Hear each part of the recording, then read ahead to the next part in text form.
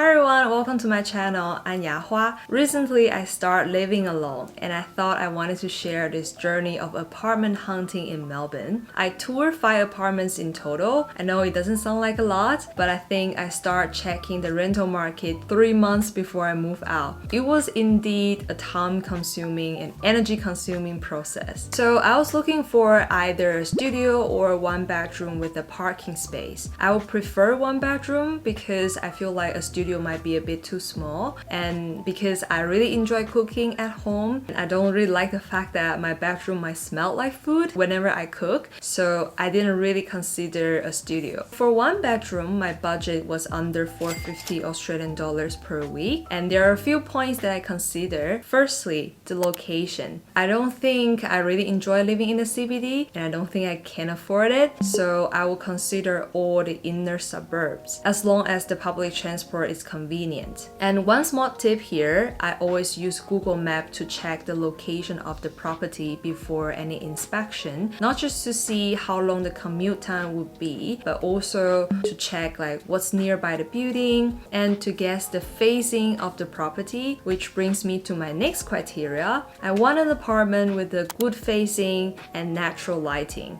And lastly, I would prefer a quiet and secure place. The first apartment that I want to show you is in South Yarra. This suburb is like a hipster place with lots of cafes and stores, and it's also near Pren Market. So I feel like this is a nice suburb to live in, even though it might take at least 40 minutes to travel to uni by public transport. But I'm still okay with that because I only need to go to the university for like 2 or 3 times a week. The price of this apartment wasn't that expensive, but it was the most spacious unit that I toured. I love the wooden floor, love the vintage details on the ceiling. You can clearly tell that this unit has its own characteristics. The bathroom was super cute, and I would love a bathtub. I think it was an old place that got renovated because it looked new and even have a built-in dishwasher.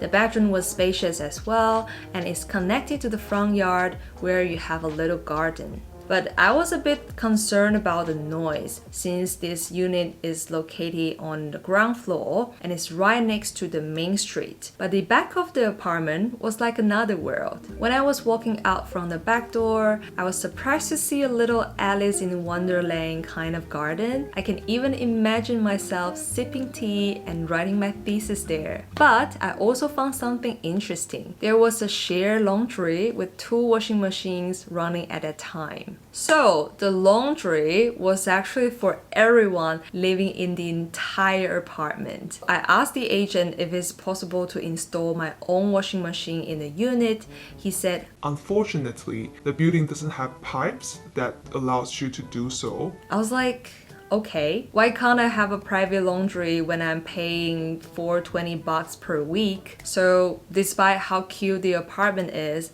I didn't really consider it. Alright, the next apartment is in South Melbourne. In my previous video, you probably saw how much I love South Melbourne Market, and this apartment is only a few minutes walk away from the market, so the location is fantastic. I showed up a bit early for this appointment, and I already saw people were waiting there and they came even earlier than me. And I would say that there were at least 40 people attending the inspection. The size of the living room was decent. You can see this picturesque view outside the window, but this place is facing south, which means that no direct sunlight will come in, and a big no-no for me. The kitchen is a bit small, but it has everything, and the bedroom is standard size with a north-facing window, and that's the only place where you can get direct sunlight. I think in general it was okay, simple and cheaper, and it's enough for 1 person living.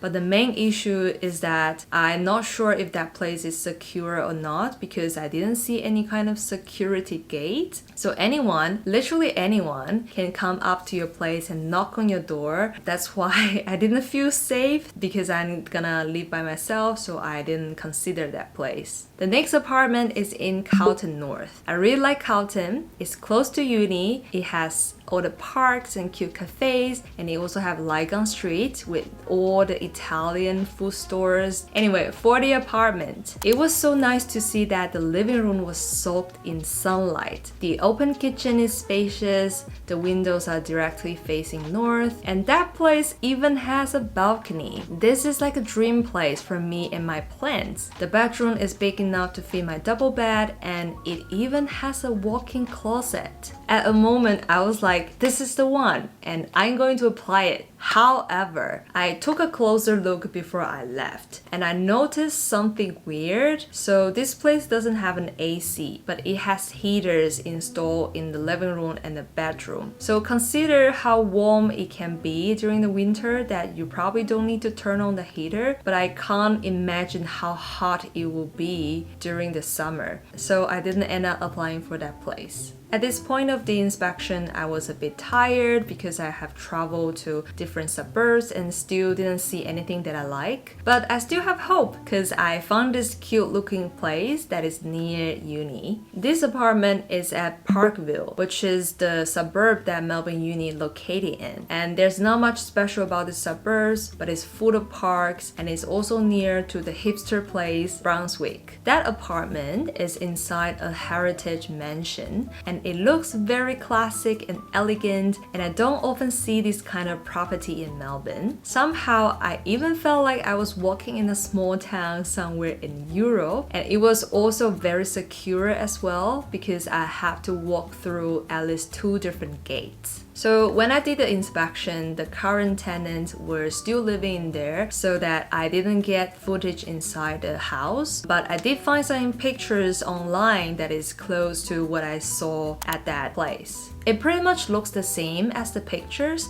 but that place was much darker, not enough natural light, and it's a bit old as well. I think these pictures were taken like 10 years ago, so a lot of things probably have changed. I really like the bathroom. It was nice to have a bathtub separated from the shower, and then I also like how quiet and secure that place is. But then because of the lack of sunlight, I didn't consider it. So that apartment in Parkville was actually the last one that I toured, because when I was doing the inspection, I got a message saying that I successfully applied for an apartment, which is my current home.